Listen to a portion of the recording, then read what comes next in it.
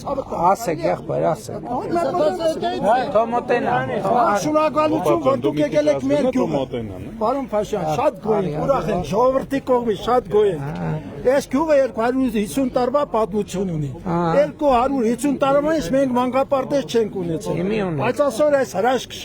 կառույց ունեցել ենք։ Ի շնորհիվ ձեզ, մեր լավ կառավարության, շատ շնորհակալ ենք դրա համար, պարոն Փաշյան ջան։ Հիմա Ծովասարի ազգաբնակչության կողմից որպես լիազոր ներկայացուցիչ մեր գյուղը ամենաբարձրադիր լեռնային գյուղերից մեկն է։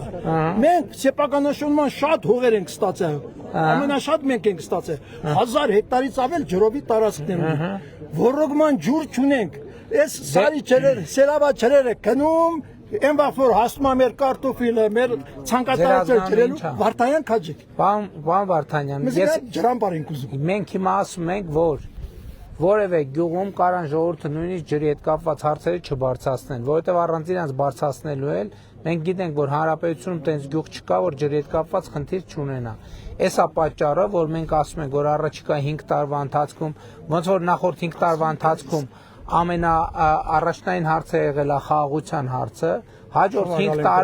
հաջորդ 5 տարում առաջնայինություն առնելու առաջնային 4-5 հարցերից մեկը լինելու է ջրի հարցը։ Բոլոր տեղերում, միտեղ ջրամբար պետք է կառուցվի, միտեղ ջրագիծ պետք է կառուցվի, միտեղ ներտնային համակարգ։ Այսինքն նկատի ունեմ որևէ տեղում եւ ես բոլոր տեղերը ասում եմ, գյուղի ժողովուրդը եւ քաղաքի էլ ջրի հարցը կարան չբարձրացնեն, չասեն, որովհետև առանց ասելու էլ մենք այդ հարցը մեր օրակարգում արդեն ներառված է, որ առաջիկայում պետք է շատ կենտրոնանանք այդ հարցերի վրա։ Հիմա խնդիրը ստեղեն է, առաջնությունը ոնց որոշենք, որտեղից սկսենք, որտեղ ավարտենք, այդ էլ ընթացքում մարզպետների, համայնքների հետ կքննարկենք եւ լուծումներ գտնենք։ Եթե մենակ մեր գյուղ չէ, լիճ համայնքն էլ օգտվում է ջրամբար որ կառուցվի։ Հիմա դրված է։ Ինչի մրցույթը ջրամբարի։ Փոքր ջրամբարի։ Դե եղբայր, հեսա մարզպետն ասում է ջրամբարի մրցույթ ա դրած, փոքր ջրամբար կառուցվի։ Ձեր գյուղին ու լիճ գյուղի համար։ Այո,